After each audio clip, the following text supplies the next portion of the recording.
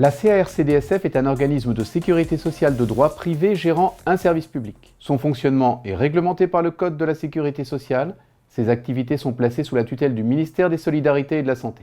Elle est le fruit du regroupement des caisses de retraite des sages-femmes et des chirurgiens-dentistes réalisé le 1er janvier 2009. Elle fait partie des 10 sections professionnelles de profession libérale coordonnées par la CNAVPL, créée en 1948.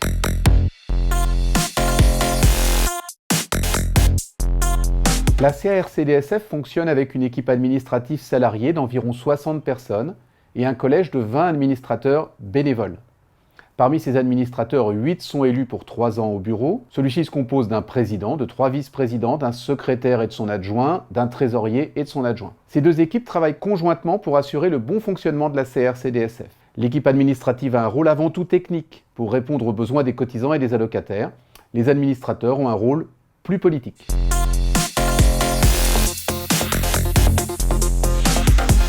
Ils représentent l'ensemble des cotisants et des allocataires de la CARCDSF. Leur nombre est défini en fonction des allocataires et des cotisants des 2 branches d'activité, sages-femmes libérales, chirurgiens-dentistes libéraux. Ainsi, les administrateurs sont divisés comme suit. 13 chirurgiens-dentistes cotisants, 2 sages-femmes cotisants, 4 chirurgiens-dentistes allocataires, 1 sage-femme allocataire. Ils ont un rôle politique de représentativité. Tous sont élus pour 6 ans et sont bénévoles.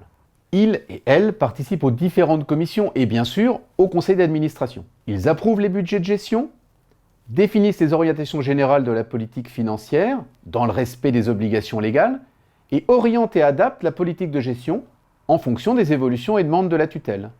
Ils peuvent avoir un rôle de lien avec les cotisants et allocataires et sont les plus à même de comprendre les enjeux et les attentes des sages-femmes et des chirurgiens-dentistes. Cependant, ils n'ont pas un rôle technique pour les questions de cet ordre, il faut s'adresser aux salariés de la caisse.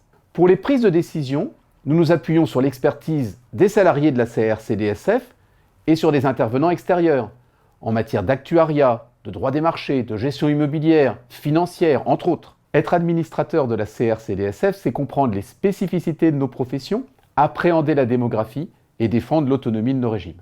Tous nos adhérents titulaires peuvent à leur tour devenir administrateurs et ainsi participer à la gestion de notre bien commun.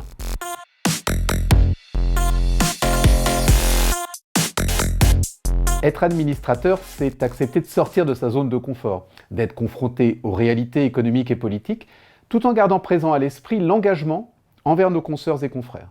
C'est s'ouvrir à d'autres regards, mieux comprendre les réalités économiques de nos métiers et défendre nos intérêts politiques. Les administrateurs ont donc leur mot à dire, cela fait partie de leur mission. Ils représentent l'ensemble des sages-femmes et des chirurgiens-dentistes libéraux.